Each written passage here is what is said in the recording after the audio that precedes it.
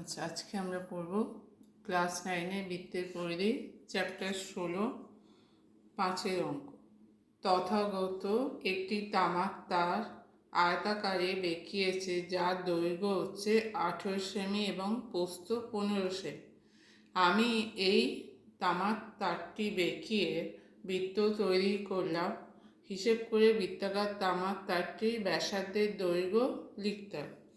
তাহলে প্রথমে আয়তাকার তারের পরিসীমা বার করব, সেইটা সমান হবে বৃত্তাকার তারে আমি যে ওই একই তারকে বেঁকে বৃত্ত তৈরি করেছি, তাহলে বৃত্তের পরিধি সমান হচ্ছে আয়তাকার তারের পরিসীমা।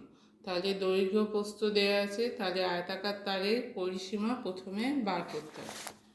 তাহলে 5-এরটা তারের পরিসীমা,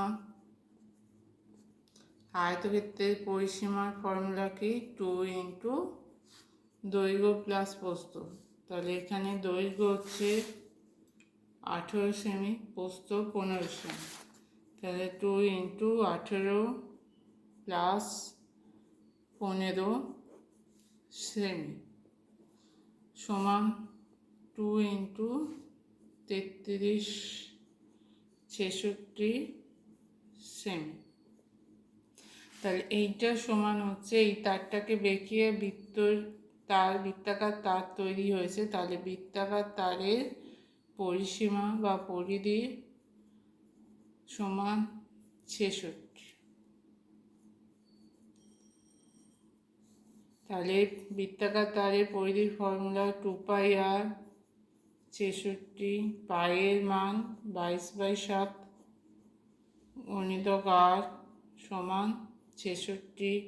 তাহলে r সমান হবে 66 গুণিতক 7, 2 গুণিতক 22 তলায় আসবে, 2 দিয়ে কাটলে হবে 33, 11 দিয়ে কাটলে 3, এখানে হচ্ছে 2। তাই 3 সাথে 21/2 সমান 10.5 সেমি। এটা হচ্ছে বৃত্তাকার তারের ব্যাসার্ধ। কি চেয়েছে? বৃত্তাকার তামাক তারটির ব্যাসার্ধের দৈর্ঘ্য। তাহলে অতএব ব্যাসার্ধের দৈর্ঘ্য হবে 10.5 সেমি। ব্যাসার্ধের দৈর্ঘ্য